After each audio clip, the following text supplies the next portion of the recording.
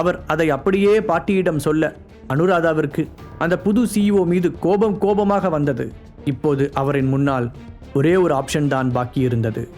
இப்பொழுது அனுராதா பாட்டிக்கு சந்தனாவை தவிர வேறு சாய்ஸ் இல்லை. அந்த நேரத்தில் சந்தனா திலகாவுடன் சேர்ந்து ஷாப்பிங் செய்து கொண்டு இருந்தாள். அப்பொழுது அவளுடைய போன் அடிக்க அதில் வந்த பாட்டியின் பெயரை பார்த்து ஆச்சரியப்பட்டாள்.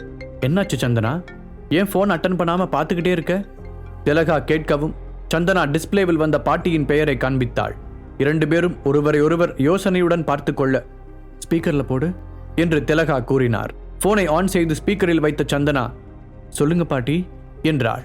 ஆப்போசிட் சைடில் கேட்ட பாட்டியின் வாய்ஸில் வழக்கத்தை விட கூடுதல் சாஃப்டன்ஸ் தெரிந்தது. சந்தனா, உன்கிட்ட ஒரு சின்ன ஹெல்ப் கேட்கலான்னு தான் கால் பண்ணேன் என்று அவர் கூற சந்தனாவின் புருவங்கள் உயர்ந்தது. என்ன, பாட்டியோட நம்பர் யாராவது ஹேக் பண்ணிட்டாங்களா? வாய்ஸ் இவ்வளோ பணிவா வருது, ஹெல்ப்னு வேற கேட்குறாங்க. இது வரைக்கும் இதை செய் இப்படி செய் அப்படின்னு ஆர்டர் போட்டு தானே அவங்களுக்கு பழக்கம். அவள் யோசித்து கொண்டு இருக்கும் பொழுதே குறுக்கே புகுந்தார் திலகா. அத்தை, என்ன உதவின்னு பெரிய வார்த்தைலாம் பேசிட்டு இருக்கீங்க? நீங்க செய்யன்னு சொன்னா சந்தனா மறுவார்த்தை பேசாம செய்ய போறா என்று அவசரமாக கூறிய திலகாவை முறைத்தாள் சந்தனா. அதன் பிறகு எதுவும் பேசாமல் அமைதியாக பாட்டி சொல்வதை கவனித்தாள். அது ஒன்றும் இல்லை, தியானா மீடியாவோட பேச போற டீல் பத்தின விஷயம்தான். போன தடவை மாதிரியே இந்த தடவையும் அந்த வேலையை சந்தனா கிட்டேயே கொடுக்கலான்னு முடிவு பண்ணிட்டேன். ஸோ நாளைக்கு போய் அவங்கள நேரில் பார்த்து பேச வேண்டியிருக்கும். பாட்டி கவனமாக கார்த்திகை இதில் இழுக்காமல் பேசினார். அப்போதுதான் சந்தனாவிற்கு முதல் நாள் நைட் ஹரிஷ் சொன்னது ஞாபகத்திற்கு வந்தது. திலகா ஏதோ சொல்ல வரும் முன் அதை தடுப்பது போல கை நீட்டிய சந்தனா, சாரி பாட்டி, நீங்கள் இந்த வேலையை ஏற்கனவே கார்த்திக் கிட்ட ஒப்படைச்சிட்டிங்கன்னு எனக்கு தெரியும். இப்போ இடையில திரும்பவும் நான் உள்ளே வந்தா அது சரியாக வராது. அந்த டீலை நான் ஃபஸ்ட் டைம் ஓகே பண்ணிட்டு வந்தப்போ கூட அதில் பாதி கிரெடிட்ஸ் கார்த்திக்கு கொடுக்கணும்னு நீங்களே சொன்னீங்க. இந்த தடவை அந்த மாதிரி பாதிலாம் வேண்டாம், முழு கிரெடிட்ஸையும் கார்த்திக்கே எடுத்துக்கிட்டோம். எனக்கு அதில் எந்த இன்ட்ரெஸ்ட்டும் இல்லை. இப்போ எனக்கு கொஞ்சம் வேலை இருக்குது பாட்டி, நான் ஃபோனை வச்சிட்றேன் என்று கூறிவிட்டு ஃபோனை கட் பண்ணி விட்டாள். திலகா நம்ப முடியாமல் அவளை பார்த்து கொண்டிருந்தார். உனக்கு என்ன பைத்தியமா பிடிச்சிருக்கு சந்தனா? இப்படி என்ன முட்டாள்தனம் பண்ணேன்னு உனக்கு ஏதாவது ஐடியா இருக்கா? பாட்டி கொடுத்த ஆஃபரையே செய்ய முடியாதுன்னு சொல்லி வச்சிருக்க. அவங்க நினைச்சா நம்மளை என்ன வேணா பண்ண முடியும்னு உனக்கு தெரியாதா என்று கோபத்துடன் கத்தினார். அம்மா, நாம கடையில் இருக்கோம், எதுக்கு இப்படி கத்துறீங்க சொன்ன சந்தனா அதற்கு மேல் தன் அம்மாவை கண்டுகொள்ளாமல் போனை எடுத்துக்கொண்டு வெளியே போனாள். அவர்கள் வாங்கிய பொருள்களுக்கு இன்னும் பில் போடாமல் இருந்ததால் திலகாவால் அவள் பின்னால் போக முடியவில்லை. இவளுக்கு ஏதோ கிறுக்கு தான் பிடிச்சிருக்குன்னு நினைக்கிறேன். இப்பெல்லாம் அவள் இஷ்டத்துக்கு ஏதேதோ பண்றா நினைத்த திலகா கோபத்தில் கால்களை தரையில் உதைத்தார். வெளியே வந்து அங்கு கிடந்த ஒரு பெஞ்சில் ஆசுவாசமாக உட்கார்ந்த சந்தனா ஹரிஷுக்கு ஒரு மெசேஜை எழுதி அனுப்பினாள். அப்போது ஹரிஷ் தீபக்குடன் போன் பேசிக் கொண்டிருந்தான். பாஸ், நீங்க மதியம் என் கூட லஞ்ச் சாப்பிட வரணும், நான் உங்களுக்காக ஸ்பெஷலா ஒன்று ஏற்பாடு பண்ணியிருக்கேன் என்றான் எதிர்முனையில் இருந்த தீபக். தீபக், நான் உங்க கூட லஞ்ச் சாப்பிட வரேன், பட் ஒன் கண்டிஷன், நீயும் ஐரா மாதிரியே என்னை பேரை சொல்லி கூப்பிடு. இந்த வாங்க போங்கலாம் இல்லாம நார்மலா பேசணும். நீ இப்படி பாஸ்னு கூப்பிடும்போது அது நமக்குள்ள இருக்கிற டிஸ்டன்ஸ் அதிகப்படுத்துற மாதிரி இருக்கு என்றான் ஹரிஷ். அதை கேட்டு கொஞ்ச நேரம் அமைதியாக இருந்த தீபக், ஓகே ஹரிஷ் என்று தயக்கத்துடன் கூறினான். வெரி குட், இதை அப்படியே மெயின்டைன் பண்ணிக்கோ. நான் ஷார்ப்பா 1:30க்கு நான் அங்கே இருப்பேன் சொல்லிவிட்டு போனை வைத்த ஹரிஷ் சந்தனாவிடமிருந்து வந்த மெசேஜை பார்த்தான். பாட்டி இப்பதான் கூப்பிட்டுருந்தாங்க. தியானா மீடியாவோட டீல் பேசுகிற பொறுப்பை என்ன ஏற்றுக்க சொன்னாங்க. நான் முடியாதுன்னு சொல்லிட்டேன். அடுத்து நான் என்ன செய்யறது என்று சந்தனா அனுப்பி இருக்க ஹரிஷ் மெதுவாக சிரித்தான். பரவாயில்லையே, இவன் நாம சொல்றதெல்லாம் கேட்க ஆரம்பிச்சிட்டா என்று நினைத்தவன், டோன்ட் வரி, அவங்க சீக்கிரமாகவே திரும்பவும் உன்னை கூப்பிடுவாங்க. பட் பர்சனலாக உனக்கு ஒரு நல்ல ஆஃபர் கொடுக்குற வரைக்கும் நீ அங்கே டீல் பேச போகிறதுக்கு ஒத்துக்காத என்று பதில் அனுப்பினான். அதன் பிறகு ஹரிஷ் தன்னுடைய ஸ்கூட்டரில் தீபக்கின் 5 ஸ்டார் ஹோட்டலுக்கு சென்றான். இப்போதைக்கு அவனுக்கு ஸ்கூட்டர் தான் கம்ஃபர்டபுளாக இருந்தது. ஹரிஷ் அனுப்பிய மெசேஜை பார்த்த சந்தனா கொஞ்சம் ரிலாக்ஸாக உணர்ந்தாள்.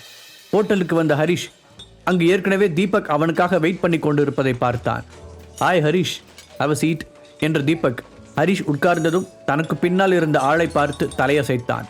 தீபக்கின் அசிஸ்டண்டான அந்த நபர் ஒரு மூடிய ட்ரேயை அவர்கள் முன் வைத்துவிட்டு நகர்ந்து நின்று கொண்டான்.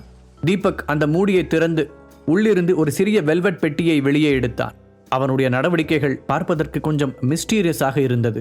அந்த பெட்டியை ஹரிஷிடம் கொடுத்த தீபக், இதை உனக்காகவே ஸ்பெஷலாக ப்ரிப்பேர் பண்ணேன், என்கிட்ட இருக்கிறதுலே ரொம்ப வேல்யூபிளான ஒன்று, இதை கிட்டத்தட்ட 2 இயர்ஸாக பாதுகாத்துட்டு வரேன் என்று கூறினான்.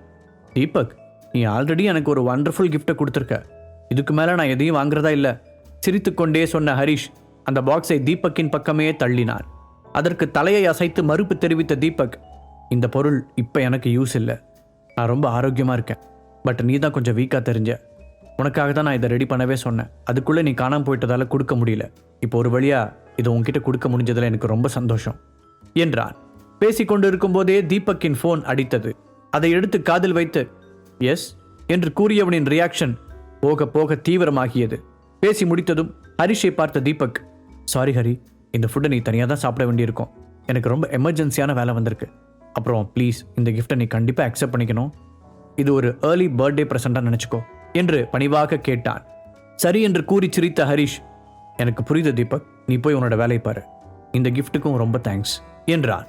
சாரி, இப்படி பாதியிலே விட்டுட்டு போறேன்னு என்ன தப்பா நினச்சிக்காத, நம்ம ஃப்ரீயாக இன்னொரு நாள் மீட் பண்ணலாம் சொன்ன தீபக் அங்கிருந்து வேகமாக கிளம்பி போனான். ஹரிஷ் டேபிள் மேல் இருந்த குட்டியான அந்த பாக்ஸை எடுத்து தன்னுடைய பாக்கெட்டில் வைத்துக் கொண்டான். ஹோட்டலில் அவனுக்காக ஏற்பாடு செய்யப்பட்டிருந்த லஞ்சை சாப்பிட்டு விட்டு நேராக வீட்டிற்கு சென்றான் ஹரிஷ். அங்கே போனதும் குளித்துவிட்டு ட்ரெஸ் சேஞ்ச் செய்தவன் தீபக் கொடுத்த அந்த குட்டி பாக்ஸை எடுத்தான். ஹரிஷ் அந்த பாக்ஸை திறந்தவுடன் ஒரு டிஃப்ரெண்டான ஸ்மெல் அந்த ரூம் முழுக்க பரவியது. இதென்ன, இதோட ஸ்மெல்லே ரொம்ப டிஃப்ரெண்டா இருக்கு. யோசித்தவனுக்கு தன் கண்முன் இருப்பதெல்லாம் முன்பை விட கிளியராக தெரிவது போல இருந்தது. அந்த வெல்வெட் பாக்ஸின் நடுவில் ஒரு சின்ன மார்பிள் கலரில் ஒரு மாத்திரை இருந்தது. அது ஒரு பீன்ஸ் விதை சைஸில் இருக்க ஹரிஷுக்கு கொஞ்சம் கன்ஃபியூஷனாக இருந்தது. இதை கொடுக்கும்போது தீபக் ஏதோ சொன்னானே, ஞாபகம் வந்துருச்சு, நான் கொஞ்சம் வீக்காக இருக்கேன், அதனால எனக்கு இது தேவைப்படும்னு சொன்னான். ஆனால் இந்த குட்டியூண்டு மாத்திரை நிஜமாவே என்னை ஸ்ட்ராங் ஆக்க முடியுமா? இதை கேட்டோத சயின்ஸ் ஃபிக்ஷன் ஸ்டோரி மாதிரி இருக்கு. ஒருவேளை இந்த விஷயத்தில் தீபக்கை யாராவது ஏமாத்திட்டாங்களோ என்று நினைத்தான். ஆமாம், இதை ரெடி பண்ண வேற 2 years ஆயிடுச்சுன்னு சொன்னா, அப்படின்னா இது ஏதோ எக்ஸ்பைரி டேட் முடிஞ்சிருக்குமோ? இப்போ இதை என்ன பண்ணுறது, சாப்பிடலாமா வேண்டாமா? ஹரிஷுக்கு கேள்விக்கு மேல் கேள்வியாக எழுந்தது. எப்படியும் தீபக் நமக்கு தப்பா எதையும் செய்ய போறதில்ல, நம்ம சாப்பிடுவோன்னு நம்பி கொடுத்துருக்கான், பேசாம வாயில போட்டு முழுங்கிடலாமா என்று நினைத்த ஹரிஷை அதிலிருந்து வந்த ஸ்மெல் கவர்ந்து இழுக்க கடைசியாக அந்த மாத்திரையை சாப்பிடுவது என்று முடிவு செய்தான். அதை வாயில் போட்டவன் தண்ணீரை எடுத்து குடிப்பதற்கு முன்பாகவே அந்த மாத்திரை உருகி அவன் தொண்டைக்குள் செல்வதை உணர்ந்தான். என்னடா அது, பொதுவாக மாத்திரை சாப்பிட்டா அது பவுடர் மாதிரி தானே கரையும், இது என்னமோ ரொம்ப டிஃப்ரெண்டா இருக்கு, அவசரப்பட்டு வாயில போட்டுட்டோமோ? நினைக்கும் போதே அவனுக்கு கவலையாக இருந்தது. என்னதான் தீபக் அவனுடைய நம்பிக்கையான நண்பனாக இருந்தாலும் அந்த மாத்திரையை நினைத்து ஹரிஷுக்கு சந்தேகமாகத்தான் இருந்தது. ஒருவேளை இந்த மாத்திரை நம்மளை கொன்னுருமா? இதுக்கு கவர்மெண்ட் அப்ரூவல் இருக்கா? பேசாம ஏதாவது பண்ணி உள்ள போன மாத்திரையை வாமிட் பண்ணிடலாமா என்று ஹரிஷ் கண்டபடி யோசித்துக் கொண்டிருக்க திடீரென்று அவனுக்கு வயிறு வலிக்க ஆரம்பித்தது. அப்படியே உடம்பு முழுவதும் சில் என்றாகி ஒரு ஐஸ் கட்டியை போல இருந்தது. தமிழ் சினிமாக்களில் ஹீரோயினை சுவிட்சர்லாந்தின் ஐஸ் கட்டி மலைகளுக்கு இடையில் கிளாமரான டிரெஸ்ஸில் டான்ஸ் ஆட விடும்போது அவர்களுக்கு எப்படி இருக்குமோ அப்படித்தான் இருந்தது அவனுக்கு. பிறகு அப்படியே கண்கள் சுழற்றி கொண்டு வர மயங்கி தரையில் விழுந்தான் அவன். ஹரிஷ் திரும்பவும் கண் விழித்த போது கிட்டத்தட்ட சாயந்தரமாகி இருந்தது. என்ன இப்படி ஒரு பேட் ஸ்மெல் அடிக்குது? யோசித்துக் கொண்டே எழுந்தவன் அந்த ஸ்மெல் தன் உடலில் இருந்துதான் வருகிறது என்பதை உணர்ந்தான். கைகளில் ஏதோ வித்தியாசமான ஃபீல் வர முகத்திற்கு நேராக நீட்டி பார்த்தான். அவனுடைய கைகளில் மட்டுமல்ல, உடல் முழுவதுமே லைட்டான எல்லோ கலரில் ஒரு பிசுபிசுப்பான திரவம் ஒட்டி இருந்தது. அது அவனுடைய ட்ரெஸ்ஸையும் நனைத்திருந்தது. என்ன கொடுமடாது, பார்க்கவே பயங்கரமா இருக்கே. ஏய் தீபக், அப்படி என்ன கருமத்தரா எனக்கு கொடுத்து தொலைச்ச என்று தீபக்கை திட்டியவன் வேகமாக எழுந்து பாத்ரூமிற்குள் ஓடினான். கிட்டத்தட்ட அரை மணி நேரத்திற்கு மேலாக தேய்த்து குளித்தவன் மறுபடியும் ட்ரெஸ் மாற்றிக்கொண்டான். அவன் படுத்திருந்த இடத்திலும் அந்த பிசுபிசுப்பான திரவம் ஒட்டியிருக்க அந்த தரையை அழுத்தி துடைத்தான். என்ன செய்தாலும் அந்த ஸ்மெல் அப்படியே இருக்க ஒரு பாட்டில் ரூம் ஃப்ரெஷ்னரை மொத்தமாக காலி செய்தான். இருந்தாலும் இன்னும் கொஞ்சம் ஸ்மெல் மிச்சம் இருக்கத்தான் செய்தது. போச்சு, சந்தனாவும் அவளோட அம்மாவும் வந்தாங்கன்னா நான் தான் ஏதோ பண்ணி வச்சிட்டேன்னு தப்பா நினைப்பாங்க. இந்த டேப்லெட் எனக்கு ஹெல்ப் பண்ணும்னு தீபக் சொன்னது நம்புற மாதிரியே இல்லை. இது எனக்கு தேவையில்லாத வம்ப தான் கொண்டு வந்து விட போகுது. இதை சாப்பிட்ட உடனே எனக்கு பயங்கரமாக வயிறு வேற வலிச்சுது, மயக்கம் வந்துச்சு, ரூம் ஃபுல்லாக இப்படி ஸ்மெல் வேற அடிக்குது. அவ்வளோதான், இன்னும் வேற ஏதாவது சைட் எஃபெக்ட்ஸ் இருக்கான்னு வேற தெரியல. புலம்பிக்கொண்டே ஹரிஷ் அந்த ரூமை மறுபடியும் ஒரு முறை கிளீன் செய்தான். அப்போது திலகாவும் சந்தனாவும் வீட்டிற்கு திரும்பி வந்தார்கள். கொஞ்சம் கடுகடுப்பான முகத்தோடு உள்ளே வந்த திலகா, என்ன ஹரிஷ், சமைச்சிட்டியா என்று கேட்டார். 2-3 தடவை சத்தமாக இருமிய ஹரிஷ், அத்தை எனக்கு கொஞ்சம் உடம்பு சரியில்லை, அதனால நான் சமைக்கல, இன்னைக்கு ஒரு நாள் மட்டும் நாம வெளியில சாப்பிட்டுக்கலாமா என்றான். அவனை மேலும் கீழுமாக பார்த்த திலகா, உன்னை பார்த்தா அப்படி ஒன்றும் தெரியலையே, முன்ன விட நல்லா பளிச்சுன்னு தெம்பாதான் தெரியுற, என்ன சமைக்காம இருக்கிறதுக்கு சாக்கு சொல்றியா? நாள் ஃபுல்லா வீட்டில் சும்மா இருக்க, ஆனால் சமைக்கிறதுக்கு மட்டும் நேரம் இல்லையா? என்று கேட்டார். திலகா பேசியதை கேட்டதும் சந்தனா முகத்தை சுளித்தாள். என்னம்மா பேசிட்டு இருக்கீங்க? அதான் ஹரி உடம்பு முடியலன்னு சொல்றான்ல, அப்புறமும் சந்தேகமா பேசிட்டு இருக்கீங்க என்று கூறியவள் ஹரிஷின் பக்கம் திரும்பி, இப்ப எப்படி இருக்கு ஹரி என்று அக்கறையுடன் கேட்டாள். இப்ப பரவாயில்ல சந்தனா, நான் வேணா கொஞ்ச நேரத்துல சமைச்சிடுறேனே என்றான். இல்ல வேண்டாம், ஆக்சுவலா நானே எனக்கு வெளியில சாப்பிட போலாங்கிற ஐடியால தான் இருந்தேன். இங்க பக்கத்துல ஒரு ரெஸ்டாரண்ட் ஓபன் பண்ணியிருக்காங்க, அதுல ஏதோ ஸ்பெஷல் ஐட்டம்ஸ் எல்லாம் நல்லா இருக்குன்னு சொன்னாங்க. நைட்டுக்கு நாம எல்லாரும் அங்க போலாம் என்றவள் ரூமிற்கு வர சொல்லி ஹரிஷுக்கு கஞ்சாடை காட்டினாள்.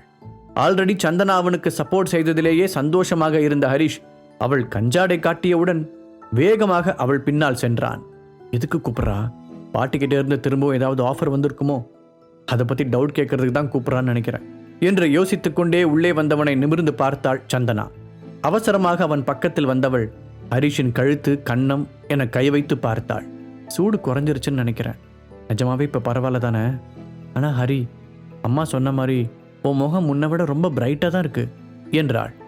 என்ன ரெண்டு பேரும் இதையே சொல்றாங்க என்று நினைத்த ஹரிஷ் அங்கிருந்த கண்ணாடியில் தன்னை திரும்பி பார்த்தான். உண்மையிலேயே அவர்கள் சொன்னது போல அவனுடைய முகத்தில் ஒரு தேஜஸ் வந்திருந்தது. உனக்கு உடம்பு சரியில்லைன்னா எனக்கு முன்னாடியே ஃபோன் பண்ணியிருக்கலாம்ல ஹரி. இப்ப பாரு, அம்மா முன்னாடி தேவையில்லாம உனக்கு சங்கடம். இனிமே இந்த மாதிரி சுச்சுவேஷன் வராம பார்த்துக்கோ. உன்னை யாராவது இன்சல்ட் பண்ணி பேசினா என்னால் பார்த்து சும்மா இருக்க முடியல. மனசுக்கு வேற ரொம்ப கஷ்டமா இருக்கு. ப்ளீஸ் கொஞ்சம் புரிஞ்சு நடந்துக்கோ என்றாள். ஓகே, இனிமே நான் கொஞ்சம் கவனமா இருக்கேன் ஹரிஷ் சொல்ல சந்தனா அவனை பார்த்து திருப்தியாக சிரித்தாள். இன்னும் 2 டேஸில் பாட்டிக்கு பர்த்டே வருது, அதுக்கு ஏதாவது கிஃப்ட் வேற வாங்கணும். உனக்கு ஏதாவது நல்ல ஐடியா இருக்கா? வாங்கி வந்த திங்ஸை எடுத்து வைத்துக்கொண்டே சந்தனா கேட்க ஹரிஷ் அவளை ஏக்கத்துடன் பார்த்தான். நீ கூட அந்த விஷயத்தை மறந்துட்டல்ல சந்தனா என்று வருத்தத்துடன் நினைத்தான். பாக்கெட் எஃப்எம் ஆப்பை டவுன்லோட் பண்ணி கிங் ஆடியோ சீரீஸை கேட்க ஸ்டார்ட் பண்ணுங்க.